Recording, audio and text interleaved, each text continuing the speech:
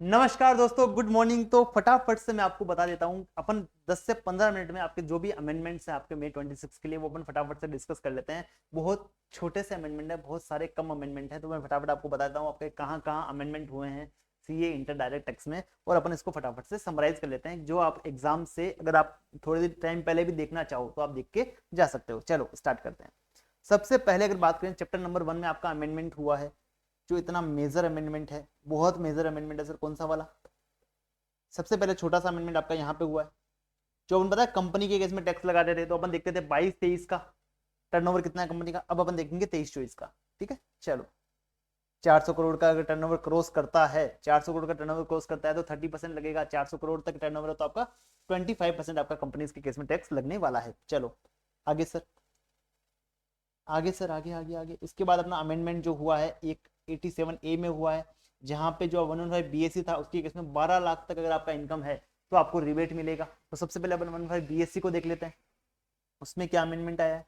तो sir 115 BSc में आपका स्लैब रेट पूरा चेंज हो गया है। जो पहले आपका 3 लाख से स्टार्ट होता अभी आपका 4 लाख से स्टार्ट होगा। देखो यहाँ पे आपको क्या करना है, कैसे याद रखना है सर।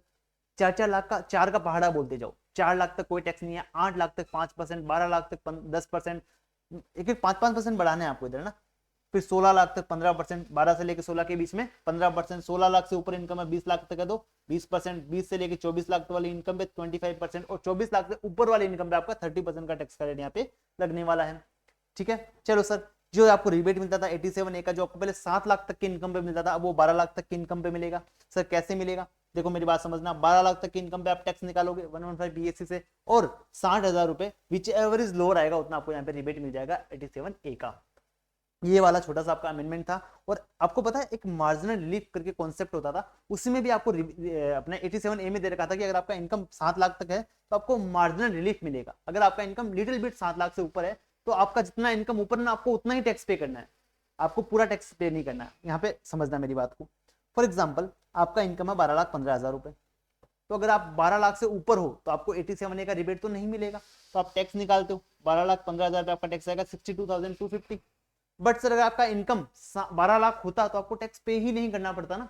तो यहाँ गवर्नमेंट बोलती है कि हमको 62,000 नहीं चाहिए, आप एक काम करो ना, जितना आपने एक्स्ट्रा कमाया है, कितना, 12,000 रुपए, सॉरी 15,000 रुपए, ये हमको 15,000 रुपए पे कर दो।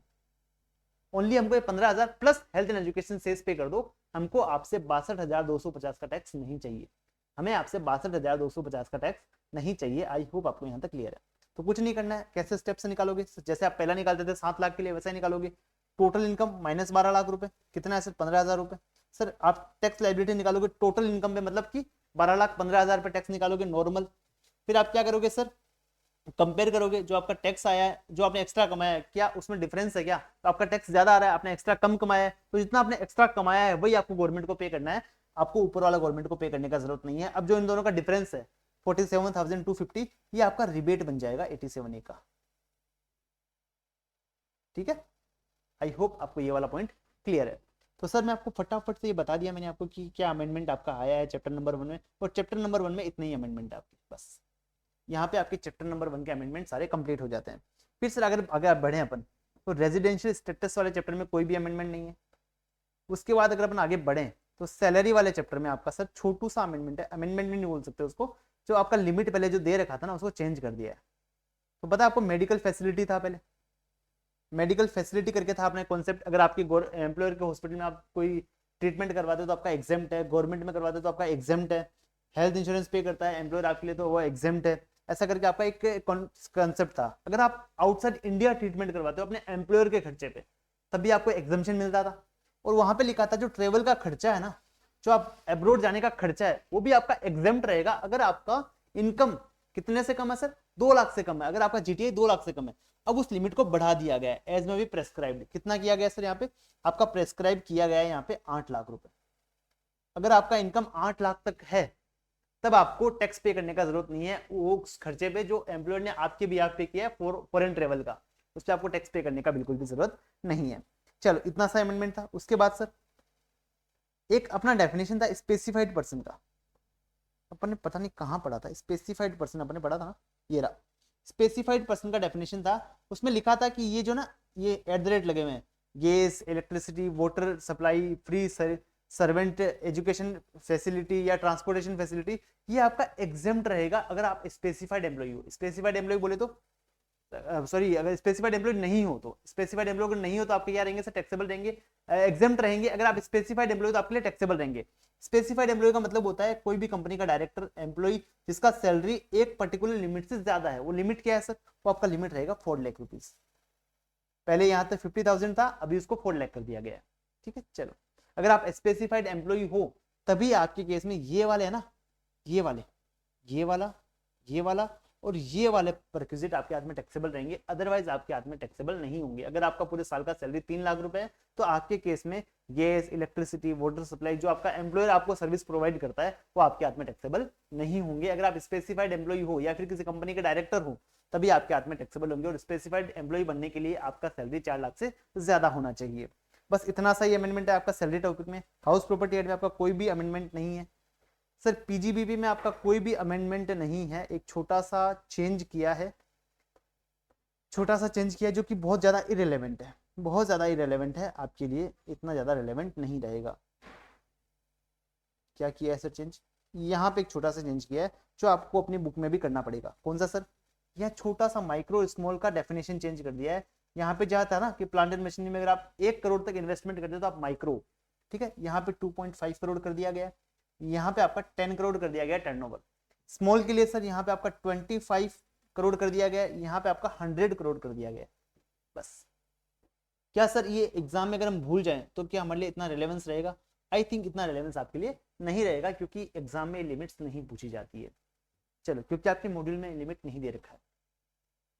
चलो चलो चलो चलो चलो चलो चलो सर, ये हो गया सर, ये अमेंडमेंट आपको समझ में आया? Yes sir. इसके अलावा आपका कोई भी अमेंडमेंट आपका नहीं है पीजीबीपी में। पीजीबीपी में इसके अलावा आपका कोई भी अमेंडमेंट नहीं है सर। कैपिटल गेन में, कैपिटल गेन में कोई भी अमेंडमेंट नहीं है। बस आपको इतना ध्यान रखना है 23 जुलाई 2024 के बाद में, यानी कि अपने लिए, अपने 25-26 के लिए इंडेक्सेशन का बेनिफिट अपन को मिलेगा ही नहीं। बस आपको इतना याद रखना है, इंडेक्सेशन का बेनिफिट अपन को मिलेगा ही नहीं। बस आपको इतना याद रखना है, बाकी वाला सब कुछ सब सेम है सर, बाकी सब कुछ सेम है। और सर एक बात ध्यान रखना, टैक्स कैलकुलेट करते time only in case of immovable property to only resident individual को। रेजिडेंट इंडिविजुअल बंदा है जो अपनी इमूवेबल प्रॉपर्टी ट्रांसफर करता है, जो उसने 23 जुलाई 2024 से पहले परचेज किया था, उसके बाद में बेच रहा है, तो टैक्स कैलकुलेशन के टाइम पे उसको इंडेक्सेशन का बेनिफिट मिलेगा। उसको चेक करने का मौका मिलेगा कि सर पिछले वाले टैक्स रेट से टैक्स कम आ रहा है या अभी टैक्स रेट कम आ रहा है। जो टैक्स आ रहा है, जो कम है दोनों में से, वो टैक्स पे कर सकता है गवर्नमेंट को। पर वहां पे अगर कोई लॉस आया तो उसको कैरी फॉरवर्ड नहीं कर पाएगा। ये अपन पहले भी हो चुका था अमेंडमेंट, अपन पहले कवर उसको कर चुके हैं। इस साल का अमेंडमेंट आपका ये नहीं रहेगा, ये अमेंडमेंट आपका इस साल का नहीं है। चलो सर, एक चीज आप यहाँ पे नोट कर लेना। क्या नोट करोगे सर? इंडेक्सेशन आपका 25-26 का 376 है आपका, ठीक है। चलो, इसके बाद सर एक सेक्शन है आपका 54D, 54D, 54D नहीं सर, 54D नहीं सर, 54EC, 54EC। तो पता है आप लैंड एंड बिल्डिंग बेचते हो जिसपे आपको लॉन्ग टर्म कैपिटल गेन होता है, आप फिर क्या करते हो? बॉन्ड परचेज करते हो। किसके सर? एनएचआईए के और आरईसीएल के, एनएचआईए के और आरईसीएल के आप बॉन्ड परचेज करते हो, तब आपको यहाँ पे एग्जेम्पशन मिलता है। पता है आपको एग्जेम्पशन मिलता है। यहाँ पे 2 बॉन्ड और ऐड कर दिए गए हैं। कौन से सर? एक तो हुडको और एक आपका इरिडा। तो ये शायद पुराना वाला कॉपी है ना, हाँ आई थिंक उसमें ऐड नहीं किया हुआ है। चलो, हुडको और इरिडा, ये भी आपके यहाँ पे बॉन्ड ऐड कर दिए गए हैं, ये भी आपके बॉन्ड यहाँ पे ऐड कर दिए गए हैं। बस इतना सा ही अमेंडमेंट है आपका कैपिटल गेन में। यहाँ आके आपके कैपिटल गेन के भी सारे अमेंडमेंट कवर हो जाते हैं। उसके बाद अगर अपन बात करें अदर सोर्सेज में कोई भी अमेंडमेंट नहीं है सर। क्लबिंग में आपका कोई भी अमेंडमेंट नहीं है। Set of and carry forward में कोई भी अमेंडमेंट नहीं है। डिडक्शन की अगर अपन बात करें तो डिडक्शन में एक छोटा सा अमेंडमेंट है एटीसीसीडी में। देखो, एटीसीसीडी में आपका छोटा सा अमेंडमेंट है। ये अमेंडमेंट क्या बोलता है, मेरी बात समझना सर। आप क्या करते हो ना, अपने बच्चे के लिए एनपीएस अकाउंट खोलते हो, नेशनल पेंशन स्कीम में आप बच्चे के लिए अकाउंट खोलते हो, जो स्कीम लेके आई है गवर्नमेंट आपके लिए, उसमें आपने अकाउंट खोला। तो क्या सर जो आप उसमें पैसा डाल रहे हो, क्या उसका भी आपको रिडक्शन मिलेगा क्या? हाँ मिल जाएगा आपको। आपको एटीसीसीडी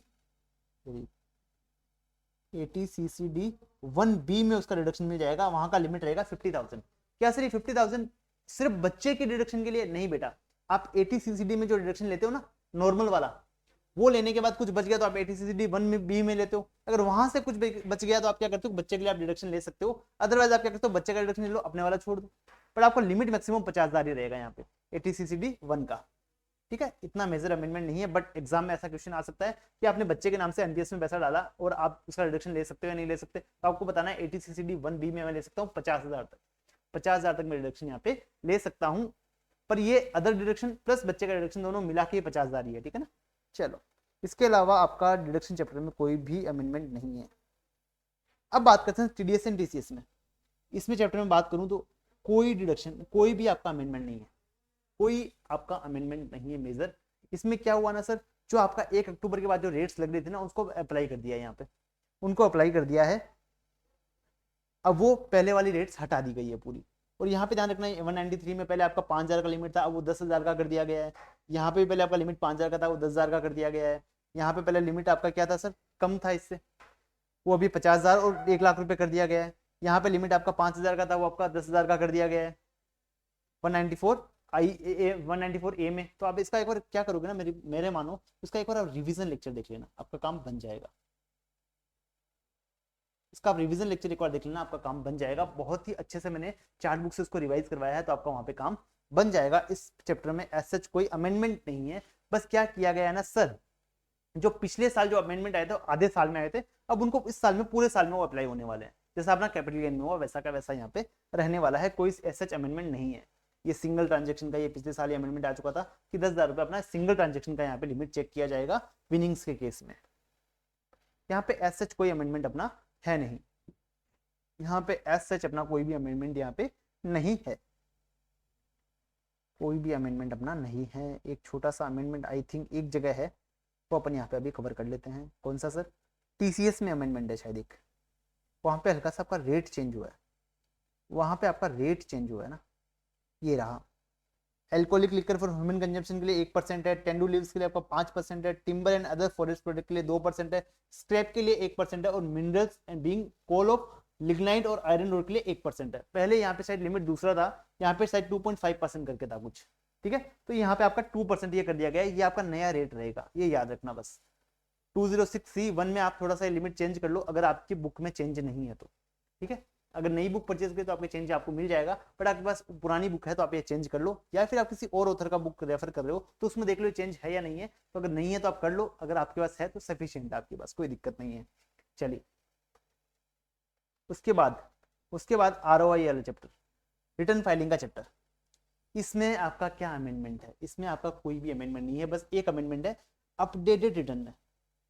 सर लास्ट में आके एक छोटा सा अमेंडमेंट किया गया है, वो मैं आपको फटाफट से बता देता हूँ। ये अमेंडमेंट मैं आपको पूरा रिवाइज करवा देता हूँ, ठीक है। अपडेटेड फटाफट से, चलो। अपडेटेड इनका मतलब होता है, गवर्नमेंट बोलती है ड्यू डेट निकलने के बाद, आपका ईयर खत्म होने के बाद भी आप क्या कर सकते हो, जैसे फॉर एग्जाम्पल आपका रिवाइज रिटर्न का डेट चला गया, उसके बाद भी आप रिटर्न फाइल कर सकते हो, बट यहाँ पे एक ही कंडीशन रहेगा कि आप रिफंड नहीं ले सकते, आपको रिफंड नहीं मिलेगा, यहाँ आपको रिफंड नहीं मिलेगा। और यहाँ पे आपको क्या करना पड़ेगा, जो आपका नॉर्मल टैक्स जो आएगा रिटर्न में, उसके अलावा कुछ एडिशनल टैक्स भी पे करना पड़ेगा, कुछ आपको एडिशनल टैक्स भी पे करना पड़ेगा अपडेटेड रिटर्न में। चलो सर, यहाँ पे क्या अमेंडमेंट आया, तो पहले क्या था ना सर कि आप क्या कर सकते थे सर, 2 साल के रिटर्न फाइल कर सकते थे, पिछले 2 साल के रिटर्न आप फाइल कर सकते थे जिनका डेट चला गया। अभी वो लिमिट बढ़ा के 4 साल कर दिया है, अभी वो लिमिट बढ़ा के 4 साल कर दिया गया है। तो देखो मेरी बात समझना, तो सर रिवाइज रिटर्न का लास्ट डेट क्या होता है, या फिर आपका बी लेटेड रिटर्न का लास्ट डेट क्या होता है सर, 31 दिसंबर। वो चला गया, उसके बाद अगर आपको रिटर्न भरना है तो आपको कौन सा भरना पड़ेगा, 8A का रिटर्न आपको भरना पड़ेगा, 139 का आपको रिटर्न भरना पड़ेगा, बराबर। तो 139 का रिटर्न आपको भरना है, तो पहले यहाँ पे 24 मंथ का था, यहाँ पे आप 48 मंथ कर दिया है, आप 4 साल का रिटर्न भर सकते हो जिसका डेट चला गया है। पर ध्यान रखना, ये जो रिटर्न आप भर रहे हो ना, एक तो लॉस का रिटर्न नहीं भर सकते, अपने रिफंड को आप इंक्रीज नहीं कर सकते, अपनी इनकम को आप डिक्रीज नहीं कर सकते। सर अगर आपने पहले रिटर्न भर दिया है तब भी आप अपडेट रिटर्न भर सकते हो, कोई दिक्कत नहीं है, पर आपको टैक्स एक्स्ट्रा भरना पड़ेगा। समझ में आया सर, समझ गए। और यहाँ पे आप रिफंड नहीं ले सकते। चलो, तो पहले यहाँ पे लिमिट था सर आपका 2 साल का, अभी 4 साल का कर दिया गया है। 4 साल का कैसे किया गया था, पहले ऐसा लिखा था कि अगर आप 1 साल पुराना रिटर्न भरते हो तो 25% आप एक्स्ट्रा टैक्स पे कर दो, सरचार्ज और हेल्थ एंड एजुकेशन से इसको जोड़ के जो आपका टैक्स बना है उस पर 25% आप एक्स्ट्रा टैक्स पे कर दो। सर अगर आप 12 महीने से भी पुराना रिटर्न भर रहे हो तो 50% का टैक्स एक्स्ट्रा भर दो जो आपका टैक्स आ रहा था। सर अगर आप 24 मंथ एक्सपायर हो गए आपके रिटर्न डेट को, उसके बाद आप रिटर्न भर रहे हो तो आप 60% एक्स्ट्रा रिटर्न भर दो टैक्स भर दो। अभी ये आया है नया, अभी नया ये आया है कि अगर आप 24 महीने से भी पुराना रिटर्न भर रहे हो तो 60% एक्स्ट्रा टैक्स भर दो, आपका काम बन जाएगा। सर अगर आप 36 महीने से भी पुराना रिटर्न भर रहे हो, जब आपको 48 मंथ से पुराना नहीं है, तो आप यहाँ पे 70% एक्स्ट्रा टैक्स पे कर दो अपना नॉर्मल टैक्स का, और आप रिटर्न फाइल कर सकते हो, कोई भी दिक्कत नहीं रहेगा। देखो क्या लिखा है, if updated return filed after expiry of time available under section 139(4) और 5, यानी कि 31 दिसंबर आपका निकल गया, but before completion of 12 month from the end of the relevant assessment year, return filed आप कर सकते हो। कौन से साल का सर? अगर अपन बात करें तो सर मार्च 25 का रिटर्न भरने का टाइम चला गया अपना, मार्च 25 का रिटर्न भरने का टाइम चला गया, 31 दिसंबर था। अब अगर भरना चाहें तो अपन क्या भरेंगे? यू रिटर्न भरेंगे। इसको अपन बोलते हैं रियल लैंग्वेज में यू रिटर्न। 8A को 139(8A) को अपन यू रिटर्न बोलते हैं, ठीक है। अब मेरी बात समझना, अगर ये भरना है तो अगर आप फाइनेंशियल ईयर 24-25 का भर रहे हो या असेसमेंट ईयर 25-26 का भर रहे हो, तो आपको कैसे भरना पड़ेगा? जो आपका नॉर्मल टैक्स आएगा प्लस 25% एक्स्ट्रा भरना पड़ेगा। अगर आप भरते हो सर, यहाँ पे आप कर लो फाइनेंशियल ईयर 24-25, यहाँ आप कर लो फाइनेंशियल ईयर 23-24, यहाँ कर लो फाइनेंशियल ईयर आप 22-23, और यहाँ कर लो 21-22, ठीक है। अगर आप 23-24 का रिटर्न अभी भरना चाहते हो, अगर आप 23-24 का अभी रिटर्न भरना चाहते हो तो आपको 50% एक्स्ट्रा टैक्स पे करना पड़ेगा, जो आपका नॉर्मल टैक्स आ रहा है। तो अगर 22-23 का रिटर्न भरना चाहते हो तो आपको 60% एक्स्ट्रा टैक्स पे करना पड़ेगा। अगर आप 21-22 का रिटर्न फाइल करना चाहते हो तो आपको 70% एक्स्ट्रा आपको टैक्स पे करना पड़ेगा। और यहाँ अगर असेसमेंट ईयर का बात करूँ तो कौन सा रहेगा सर? यहाँ 25-26, यहाँ आपका रहेगा 24-25, यहाँ रहेगा आपका 23-24, और यहाँ रहेगा 22-23। इनके रिटर्न आप अभी फाइल कर सकते हो, बट आपको इतना एक्स्ट्रा टैक्स पे करना रहेगा। आई होप आपको सारे अमेंडमेंट कवर हो गए हैं, सारे अमेंडमेंट आपको कवर हो गए हैं। और सर आपको एसएस का कैलकुलेशन करना रहेगा, जो अपन पहले भी पढ़ चुके हैं। चलिए, तो एग्जाम से जाने से पहले आपको फटाफट से 15 मिनट में सारे के सारे अमेंडमेंट आपके कवर हो जाएंगे और आपका काम भी यहाँ पे बन जाएगा। चलिए, थैंक यू, मिलते हैं अपने अगले वीडियो में, तब तक के लिए बाय बाय।